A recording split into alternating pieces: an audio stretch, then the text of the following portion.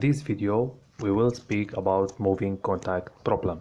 We have bridge structure and we will passing this track over the bridge. In this case we can't make fixed contact master slave because we need to move the track, and also we can't keep the model without any contact because in this case the loads from the track will not transfer to the bridge.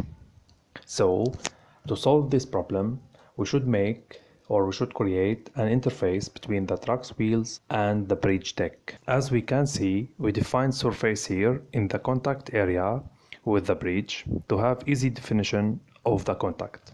So we can see the blue part indicate our interface, which is a contact volume between these two surfaces. To check if they are two, from list button select surface, then select them by a box. Now we can see in the command line added two new surfaces, so we have two surfaces. So as we explained in previous videos, to define an interface we should have two surfaces above each other, then from geometry create contact volume, then select the surfaces, both of them, then escape.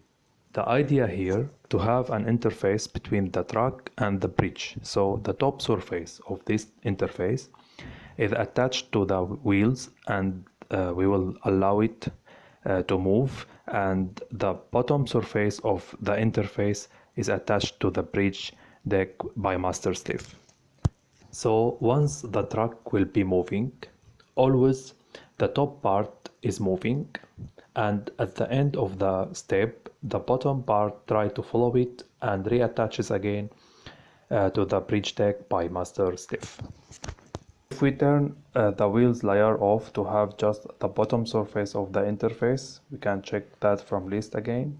Then we can go to the conditions, select surface, fixed contact, then draw color to see all the contacts. Now we can see that the bottom surface is connecting as a slave with a bridge deck as a master by the same name. Now we will speak about interface material model. So we should go to materials, then select interface, our interface called moving interface, and to be sure from draw moving interface, so we can see like the moving interface activated to our interface. Now we will speak about the default material interface. Firstly, we have normal stiffness and shear stiffness, and these values should be large enough to don't have significant overlap in elastic stage. From these formulas in Athena theory, we can calculate normal and shear stiffnesses. So we recommend to take E modulus and divide by thickness, which in GID looks like 0, but if in reality it's not 0, so we can use that value. Then we have cohesion, friction, and tensile strength. This box user defined softening hardening. Usually we activate it if we don't want to have sudden drop after peak. If we activate it, there's new tab appears, softening hardening, and in this tab we can define two softening laws, one for tensile and one for cohesion. Next box in material is miscellaneous box, and here we can define the minimum stiffness. These stiffnesses used when the interface is fully broken. It may end up with 0 stiffness, so we need to provide this minimum stiffness to continue with analysis. And this minimum stiffness should be lower than initial stiffness in the beginning, but should be not too low. So we recommend to have a value with 1,000 time. This photo shows clearly if we activate user-defined softening hardening, how we will avoid the sudden drop after the interface broken, and it will be gradual as in the dotted line, and in this stage the minimum stiffness will activate.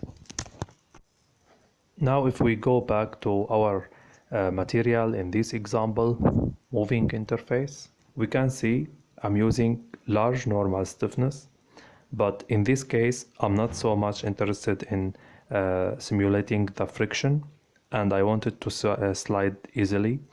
So I define a low shear stiffness.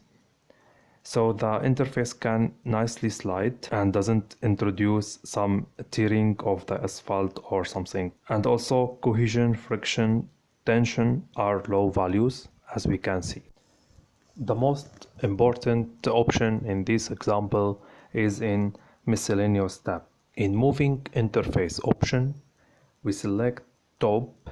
That means I will allow to the top surface to move, which belongs to the wheels. So now we have the top surface of the interface will move, and the bottom one will attach to the bridge deck with by master slave condition. We have here one note about master slave. We spoke about this note in previous video about master slave. The note is the slave should have finer mesh than the master. So if we activate mesh and then go to conditions and the fixed contact for surface and draw, we can see here the nodes. So the yellow slave nodes are fitting into the element containing the red master nodes. So the smaller mesh should be slave, because if they are master, no condition will be created, because the red points will never fit inside the yellow one. The last thing we will speak about before running the analysis is the intervals. So if we go to intervals, we can see first interval is about like support. Always like in first interval should be for master slaves, for monitors, for all the boundary conditions. Then second interval, and here for dead load, for bridge and for track, we should activate additional load case, and with this option we can reuse interval.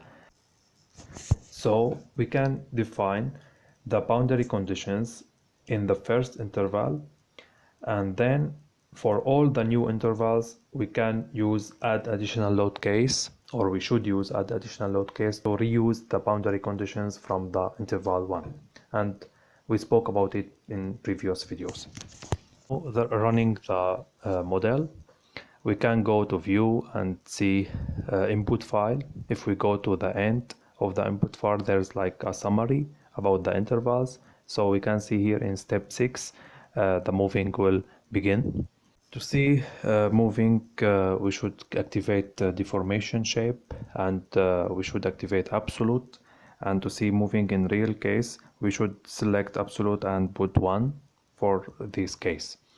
Now we can see the track begin to move, and as we explained before, the top surface is moving, and at the end of this step the bottom surface will follow it and reattach to the bridge deck. I hope this video was useful. Thank you for attention, and goodbye.